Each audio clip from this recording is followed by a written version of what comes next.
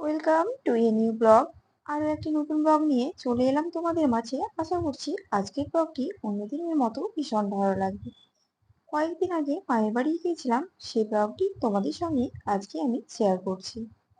তো অলরেডি আমরা বেরিয়ে পড়েছি, ইকু আর আমি, দুজনে মিলে, মা আর মেয়ে মিলে। তো তোমরা দেখতেই পাচ্ছ যে এখানে কিন্তু জিমি নেই, মা আর মেয়ে দুজনে মিলে যাব। তো এখানে কিন্তু জিমি আছে পাশে দাঁড়িয়ে, সে কিন্তু আমাদের সঙ্গে যাচ্ছে না। যাচ্ছি ইকু আর আমি, মা আর মেয়ে মিলে দুজনেই যাব।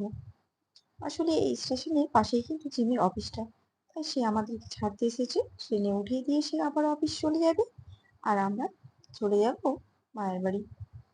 তো আমরা কি একাই মায়ের বাড়ি যাচ্ছি?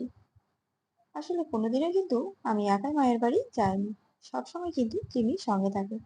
জিমি কিন্তু একদমই একা একা ছাড়তে চায় না। এবার কিন্তু প্রথমবার আমরা একাই যাচ্ছি।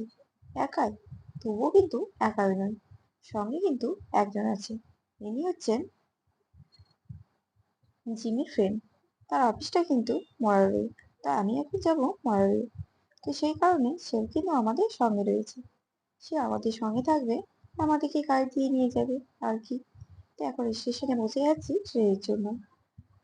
বাড়ি থেকে যখন বেরোই তখন দেখাচ্ছিল ট্রেনটা রাইট টাইমে ছিল, কিন্তু ট্রেনটা রামপুরহাটে এসে একটু লেট করেছে, তাই এখন ট্রেনটা কিন্তু ঢুকেনি। তাই এখন ট্রেনের জন্য অপেক্ষায় দাঁড়িয়ে আছি। আর এখানে বোর হচ্ছে, ইকো কিন্তু ভীষণই বিরক্ত করছে। পাশ দিয়ে কিন্তু একটা এক্সপ্রেস ট্রেন চলে গেল, সেটাই ইকোকে দেখাচ্ছিলাম যে এই ট্রেনটা কোথা থেকে কোথা যায়। তো চলো, অলরেডি কিন্তু ট্রেন থেকে আমরা উঠেও পড়েছিলাম আর নেমেও পড়েছি মাঝে, তোমাদের ভিডিওটা দেখালাম না। তো চলে এসেছি এখন আমরা মরারই। তো মরারই এসে কিন্তু ইকু আর মিমু দুজনে মিলে ড্রয়িং শুরু করে দিয়েছে। এসে এসে ফ্রেশ হয়ে রেডি হয়ে বসে গেছে খাটের উপর ড্রয়িং করতে দুজনে। ইকু তো ভীষণই ভীষণ খুশি মিমুকে পেয়ে, আর মিমু ভীষণ খুশি ইকুকে পেয়ে। তাদের বাইরে বেরোনোর তো কোনো জায়গাই নেই। এখানে কিন্তু ভীষণই বৃষ্টি হচ্ছিল, তাই জানালা দিয়ে বৃষ্টিটা আমি একটুখানি উপভোগ করছিলাম। আর তারা দুজনে ঠান্ডা ঠান্ডা হাওয়া দিচ্ছে জানালা দিয়ে, বসে বসে ড্রয়িং করছে। মাশাআল্লাহ, দেখো কি সুন্দর দুজনেই ড্রয়িং করেছে, ভীষণই সুন্দর। তারা কিন্তু ড্রয়িং করতে ভালো যেমন বাসে, তেমন সুন্দর কিন্তু ড্রয়িংও করতেও পারে। তো চলো, এখন আমি জানলা দিয়ে দেখছিলাম যে সবাই বৃষ্টিতে কি সুন্দর বাচ্চা বাচ্চা ছেলে মেয়েগুলো দেখো জলের মধ্যে জমির মাঝখানে লাফাচ্ছে, দৌড়াচ্ছে, খেলা করছে। এই দৃশ্যগুলো দেখে আমার আবার ছোটবেলাকার কথা মনে পড়ে গেল।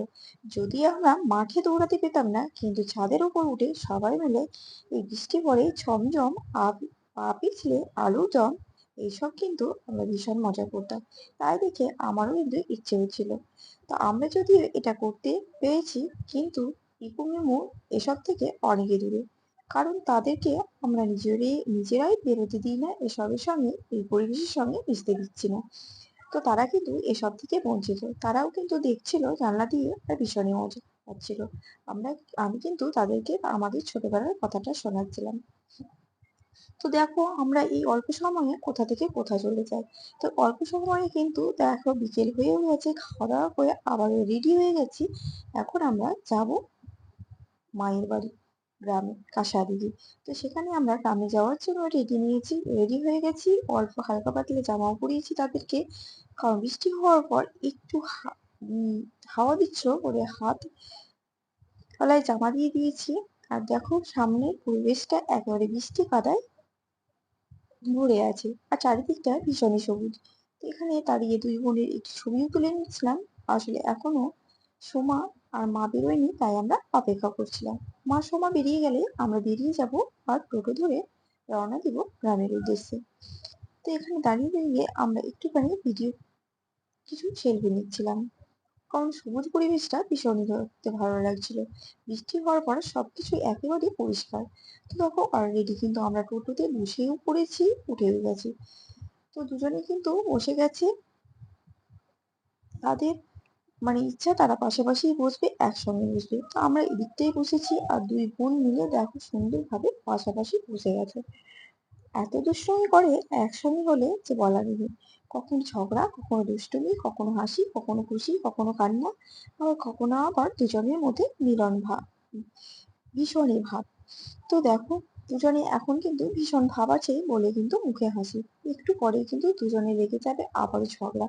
তো চলো এখন কিন্তু টোটোয় আমরা বসে পড়েছি আর চলে যাব বাসা দেখি।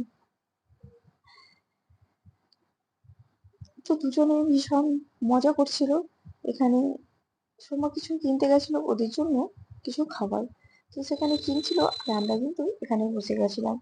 তো এবার টোটোতে উঠে টোটো কিন্তু এবার শুরু করে দিয়েছে আর অলরেডি অনেকটাই কাছাকাছি চলে এসেছি। এই ছবিটা আমাদের গ্রামে ঢোকার আগে একটা বসন্তপুরি বলে বাগান আছে সেখানকারই ছবি। তো এখন ইকু আর নানি কিন্তু পাশাপাশি বসে গেছে। তো তাদেরই একটুখানি ভিডিও করে নিচ্ছিলাম আর পাশে তাকে ইকুকে দেখাচ্ছিলাম যে ঠিক এটা কি। তো এটা হচ্ছে বসন্তপুরি, ওটা ওকে বলছিলাম। সামনে কিন্তু বিশাল একটা জল ট্যাঙ্কি আছে যেটা পুরো গ্রামকে জলকে সাপ্লাই দেয়। তো এই জলটার ট্যাঙ্কিটার কথা একজনা জিজ্ঞেস করছিল এটা কি, তাকেই সেটা আমি বোঝাতে বোঝাতে যাচ্ছিলাম। তো চলো অলরেডি কিন্তু মায়ের বাড়িতে চলেও এসেছি। আর মায়ের বাড়ি মানে ভীষণই মজা, এখানে কিন্তু সবকিছুই পাওয়া যায়, গ্রাম বলে কথা। তাল শাঁসের সময় এসেছি, তাল খাবো না সেটা তো হয়ই না। কাছে আম তো আছে কিন্তু তাল শাঁস তো অবশ্যই খাবো। তো আমরা আসাতে কিন্তু আমাদের বাড়িতে যারা কাজ করে তারা, সেই কাকারা কিন্তু দেখো আমাদেরকে দেখা মাত্র তাল নিয়ে চলে এসেছে আর ইকুকে বলছিল দিদিভাই তোমার জন্য তাল নিয়ে এসেছি। ইকু কিন্তু প্রথমবার এই তাল শাঁস খাচ্ছে, সে তাল শাঁস দেখে ভীষণ এক্সাইটেড। সে জানেই না এটা কি, সে এটা দেখে কিন্তু ভীষণ খুশি যে এটা কি। তো এখন কিন্তু ইকু তাল শাঁস খাবে, সঙ্গে কিন্তু আমরাও খাবো। আর তাল শাঁস জাম আম সবকিছুই খাবো, গ্রামে এসেছি বলে কথা। দেখো আমার বাইরের বাড়িতে কত আম ধরে আছে। তো চলো আজকের ব্লগটি এখানেই শেষ করলাম।